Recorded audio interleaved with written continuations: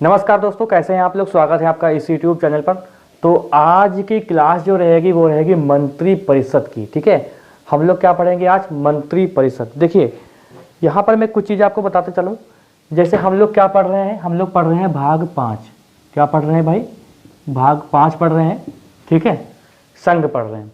इसमें इसके अंतर्गत क्या पढ़ना है, इसके अंतर्गत देखिए क्या क्या चीज़ें आती हैं। पहले तो आता है कार्यपालिका, ठीक है। दूसरा आपका आता है संसद। ऐसा मान के चलते हैं हम लोग कि संसद को अगर पढ़ लेते हैं अच्छे से तो आपके पॉलिटी के क्वेश्चन जो है, ज़्यादातर पॉलिटी के क्वेश्चन यहीं से कवर हो जाते हैं। ठीक है, अगर आपको जल्दी जल्दी क्वेश्चन मतलब रिवीजन करना है, समय नहीं बचा है, तो आप संसद पूरी कंप्लीट कर लीजिए। बहुत सारी चीज़ें यहाँ से आपको मिल जाती हैं। ठीक है, कार्यपालिका, फिर हम लोगों ने अलग से पढ़ा था राष्ट्रपति की शक्तियाँ, उसके अंतर्गत देखा था विधायी शक्तियाँ। जो मैंने पढ़ाया है वो इस टाइप से पढ़ाया है, विधायी शक्तियाँ। हालांकि विधायी शक्तियाँ हम लोगों ने देख लिया है, राष्ट्रपति को कई क्लासेस में हम लोगों ने कवर किया था। ठीक है, राष्ट्रपति की शक्तियाँ। फिर आता है संघ न्यायालय, यानी सुप्रीम कोर्ट, संघ न्यायालय। और फिर आता है नियंत्रक एवं महालेखा परीक्षक, नियंत्रक एवं महालेखा परीक्षक। ठीक है, एक बार चेक कर लो मैं सही चल रहा है, दिख रहा है, दिख तो रहा है यार।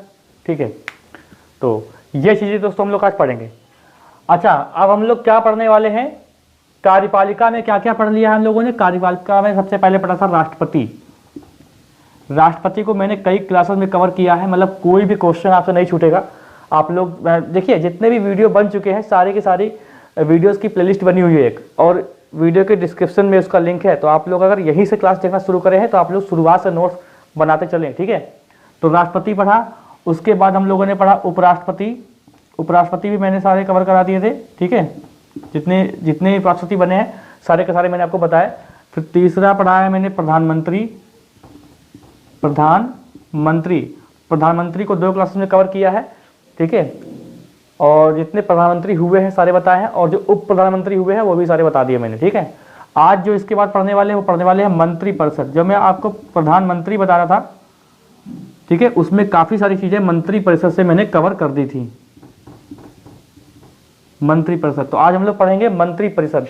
दरअसल बहुत लोगों को कन्फ्यूजन होता है कि मंत्रिमंडल और मंत्री परिषद एक ही चीज़ होती है, लेकिन ऐसा नहीं है। होती एक चीज़ है लेकिन कुछ अंतर इसमें है जो आपको बताना जरूरी है, और आज आप लोग वही चीज़ जान जाएंगे। ठीक है, तो इसको रफ करते हैं। तो हम लोगों ने क्या पढ़ लिया, राष्ट्रपति पढ़ लिया, उपराष्ट्रपति पढ़ लिया, प्रधानमंत्री पढ़ लिया, मंत्री परिषद पढ़ लिया। देखिए मंत्री परिषद के यहाँ पर तो संघ न्यायालय लिखा हुआ है, उसके बाद नियंत्रक एवं महालेखा परीक्षक है, लेकिन मंत्री परिषद के बाद हम लोग नियंत्रक एवं महालेखा परीक्षक देख लेंगे। उसके बाद आराम से हम लोग पढ़ेंगे संसद। संसद पढ़ेंगे, संसद बड़ा चैप्टर है, जैसा कि मैंने बताया संसद बड़ा चैप्टर है, तो संसद पढ़ेंगे हम लोग। ठीक है, पहले देख लेंगे नियंत्रक एवं महालेखा परीक्षक, इसके बारे में पढ़ लेंगे। उसके बाद आराम से संसद पढ़ेंगे, फिर पढ़ेंगे संघ न्यायालय। ठीक है, तो मैं इसको रफ करता हूँ। तो हम लोगों ने इतनी चीज़ पढ़नी है, बाकी कार्यपालिका के लास्ट हम लोग पढ़ने वाले हैं मंत्री परिषद। समझ में आया? चलिए अब हम लोग हेडिंग डालते हैं मंत्री परिषद। तो मंत्री परिषद क्या होती है, तो मंत्रियों के समूह को मंत्री परिषद बोलते हैं। ठीक है, मंत्रियों का समूह प्लस प्रधानमंत्री, उसको क्या बोलते हैं, मंत्री परिषद बोलते हैं। तो हेडिंग डालते हैं। अच्छा, यहाँ पर बहुत लोगों को कन्फ्यूजन होगा कि जब मैं क्लास शुरू करता हूँ तो यहाँ पर एक ऐसे कोई रेखा खींची होती है या ऐसे रेखा खींची होती है, तो इसका क्या मतलब होता है। इसका मतलब ये होता है कि जब मैं क्लास स्टार्ट करता हूँ तो मतलब मैं एक चेक कर लेता हूँ कि सही दिख रहा है कि नहीं दिख रहा है। उसके बाद में आगे, क्योंकि एडिट तो करना नहीं होता है, तो सीधे डायरेक्ट क्लास शुरू हो जाती है। इसलिए यहाँ पर ऐसे रेखाएँ खींच देता हूँ ताकि जो है पक्का हो जाए कि सही से चल रहा है, वीडियो सही से दिख रहा है। तो यहाँ पर डालते हैं मंत्री परिषद। अब देखो मंत्री परिषद को ज़्यादा लंबा नहीं खींचेंगे, क्यों, क्योंकि यहाँ पर बहुत सारी चीज़ें हम लोगों ने प्रधानमंत्री में ही देख लिया है, तो मंत्री परिषद देखेंगे। ठीक है, मंत्री परिषद, तो मंत्रियों के समूह प्लस प्रधानमंत्री, इनको बोलते हैं मंत्री परिषद। मंत्रिमंडल अभी इनको नहीं बोलते हैं, ये पूरी जितने भी मंत्री होते हैं और प्लस प्रधानमंत्री, उसमें राष्ट्रपति शामिल नहीं होता है, ध्यान रखिएगा। मान लिया क्वेश्चन आ जाए कि मंत्री परिषद में कौन शामिल नहीं, तो राष्ट्रपति नहीं है। ठीक है, ऐसा है कि मंत्री परिषद ये होती क्या है। देखो जितना भी देश का हमारे काम चलता है वो राष्ट्रपति के नाम पर चलता है। हालांकि उनका रोल कुछ नहीं है, एक कठपुतली के अनुसार काम करते हैं वो, लेकिन उनके साइन के बगैर कुछ हो नहीं सकता है। जितने भी बिल हों, जितने भी विधेयक हों, सब उनके द्वारा पास किए जाते हैं, तभी जाके कुछ बनता है। लेकिन उनको सलाह देने के लिए, उनकी सहायता करने के लिए मंत्री परिषद का गठन किया जाता है। और मंत्री परिषद का जो गठन किया जाता है उसमें बहुत सारे मंत्री होते हैं। तो उसका मुखिया कौन होता है? तो उसका मुखिया होता है कौन? लोकसभा स्पीकर नहीं, उनका मुखिया होता है, कौन होता है? प्रधानमंत्री। तो मंत्री परिषद का जो मुखिया होता है उसको बोलते हैं प्रधानमंत्री, वही होता है प्रधानमंत्री। तो अगर इनडायरेक्टली बात करें तो डायरेक्ट मतलब पूरा नियंत्रण किसके पास होता है? प्रधानमंत्री के पास होता है, वही सब कुछ करता है। ठीक है, राष्ट्रपति खाली नाम मात्र राष्ट्रपति होता है, उसके पास पावर बहुत सारी है, उसके बगैर एक पत्ता नहीं हिल सकता। लेकिन पत्ता हिलवाने का काम कौन करता है? मंत्री परिषद करता है। ठीक है, मंत्री परिषद। तो यहाँ पर सबसे पहले देखो, यहाँ पर मैं चीजें आज आपको समझाऊंगा, लिखूंगा बहुत कम। ठीक है, तो मंत्री परिषद क्या होता है कि राष्ट्रपति, अब ये बात मैंने आपको वहां भी पढ़ाई थी, राष्ट्रपति की, जब मैं प्रधानमंत्री आपको बता रहा था तब भी मैंने ये बात बताई थी आपको। राष्ट्रपति की सहायता व परामर्श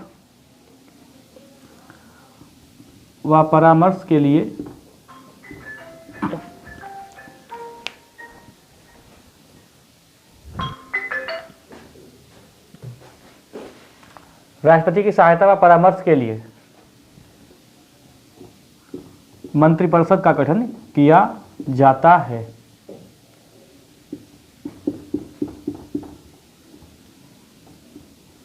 गठन किया जाता है, जिसका मुखिया कौन होता है? जिसका मुखिया ही होता है प्रधानमंत्री। जिसका मुखिया कौन होता है? प्रधानमंत्री। अरे लिख लो पीएम। ठीक है, तो बस खाली राष्ट्रपति, जैसे कि राष्ट्रपति से सारा देश चलता है, सारा काम राष्ट्रपति से होता है, लेकिन उनको सहायता देने के लिए भाई कुछ लोग चाहिए होते हैं, उनको परामर्श देने के लिए कुछ लोग चाहिए होते हैं, तो वही काम करते हैं मंत्री परिषद। बस मंत्री परिषद का गठन इसीलिए होता है और इसी काम के लिए सारा कुछ बोझ मंत्री परिषद पर ही होता है। जो भी नियम, जो भी कानून बनाने होते हैं वो सब मंत्री परिषद ही बनाती है। ठीक है, कुल मिला के तो मंत्री परिषद का बस इतना ही रोल होता है। मैं कह तो रहा हूं इतना ही रोल होता है, लेकिन सारा का सारा खेल जो होता है वो होता है मंत्री परिषद का ही। बस एक मतलब जनरली बात करें तो मंत्री परिषद का गठन इसलिए होता है ताकि राष्ट्रपति की सहायता और उनको परामर्श दी जा सके। समझ रहे कि नहीं? लेकिन ये खाली दिखावटी है। सारा खेल किसका होता है? मंत्री परिषद का। और इसका मंत्री परिषद का जो मुखिया होता है वो कौन होता है? वो प्रधानमंत्री होता है।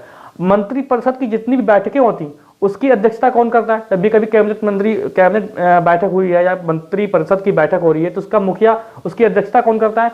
तो प्रधानमंत्री करते हैं, क्योंकि वो मुखिया है तो वही तो करेंगे। यहां पर सत्र की बात नहीं कर रहा हूं मैं कि लोकसभा में सत्र चल रहा है तो उसकी अध्यक्षता कौन कर रहा है, तो अलग बात है। मंत्री परिषद की बैठक अलग होती है। ठीक है, तो उसके अध्यक्ष कौन होते हैं? पीएम होते हैं। तो मंत्री परिषद जगह प्रधानमंत्री को नियुक्त कौन करता है? राष्ट्रपति करते हैं। ठीक है, दूसरा पॉइंट देख लो क्या लिखा है कि राष्ट्रपति जो होते हैं देश के, हमारे राष्ट्रपति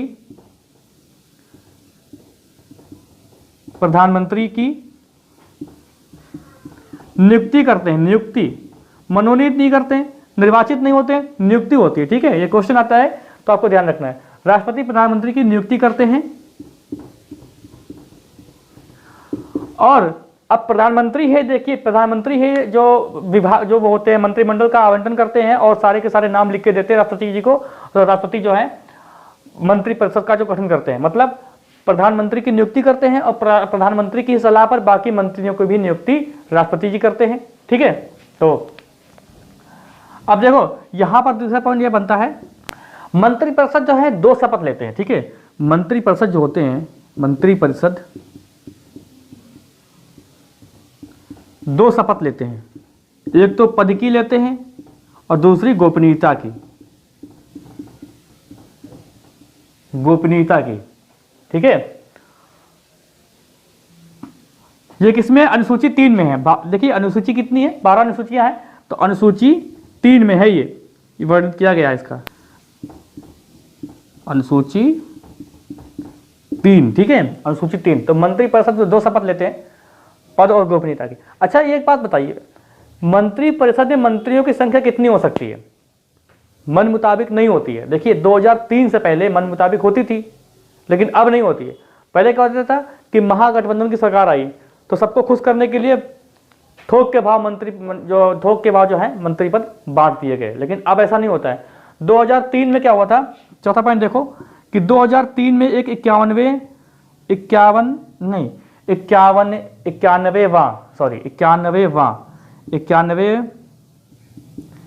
संविधान संशोधन हुआ था। ये मैंने आपको पहले भी बताया था।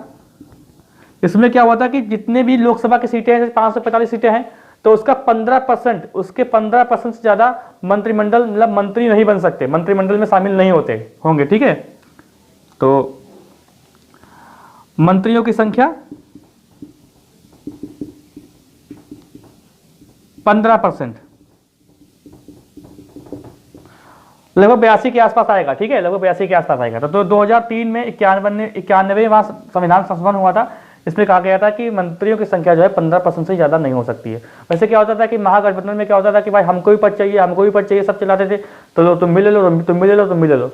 ठीक है, तो इससे क्या होता था कि इससे पैसे का भी खर्च ज्यादा होता था और सबका अलग अलग मन होता था। तो जो है कम कर दिया गया, 15% से अधिक नहीं होता है। ठीक है, तो ये बात आपको समझ में आ गई होगी। ठीक, इसका आप स्क्रीनशॉट ले लो। राष्ट्रपति की सहायता से राष्ट्रपति प्रधानमंत्री की नियुक्ति करते हैं और जो अन्य मंत्री होती हैं प्रधानमंत्री की सलाह पर ही करते हैं। ये अनुच्छेद 75 के आसपास आर्टिकल 75 में ही लिखा गया है ये। ठीक है, और राष्ट्रपति की सहायता व परामर्श नहीं होता है,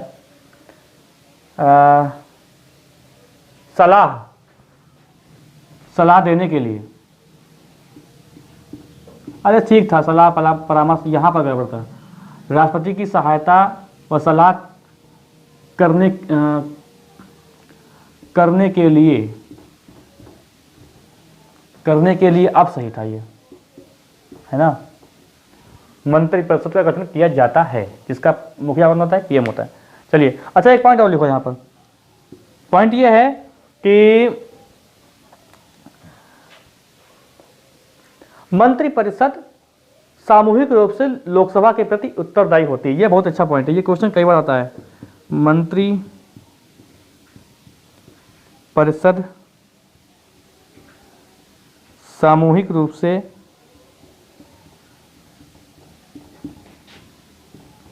लोकसभा के प्रति उत्तरदायी होती है, लोकसभा के प्रति उत्तरदायी। देखो इसका मतलब ये दोस्तों मैंने बताया था आपको जब मैं प्रधानमंत्री पढ़ा रहा था। मतलब क्या होता है कि जैसे कि कोई एक मंत्री है मंत्रिपरिषद में, तो उसके प्रति अगर अविश्वास प्रस्ताव लाया गया तो पूरी की पूरी मंत्रिपरिषद को त्यागपत्र देना पड़ेगा, ये होता है। अभी मंत्रिपरिषद सामूहिक रूप से किसके प्रति उत्तरदायी होती है? आपको ऑप्शन मिलेगा संसद, राज्यसभा, लोकसभा, राष्ट्रपति। तो आपको लोकसभा लगाना होगा। ठीक है, बहुत लोग कंफ्यूज इसमें होते हैं। तो यहां तक का स्क्रीनशॉट ले लो, फिर आगे चलते हैं। अब मैं आपको बताता हूं कि मंत्रिपरिषद और मंत्रिमंडल में क्या होता है। ठीक है, अंतर क्या होता है देखो।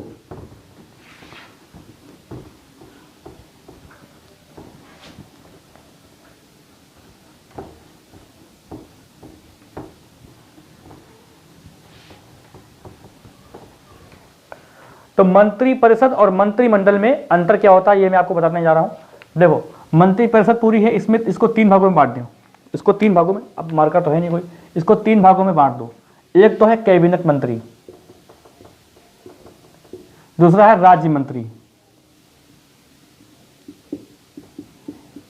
और तीसरा है उप मंत्री।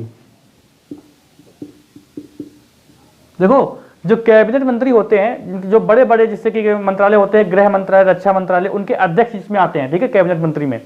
और राज्य मंत्री में क्या होता है समझ लो, कैबिनेट मंत्री की सहायता करने के लिए राज्य मंत्री होते हैं।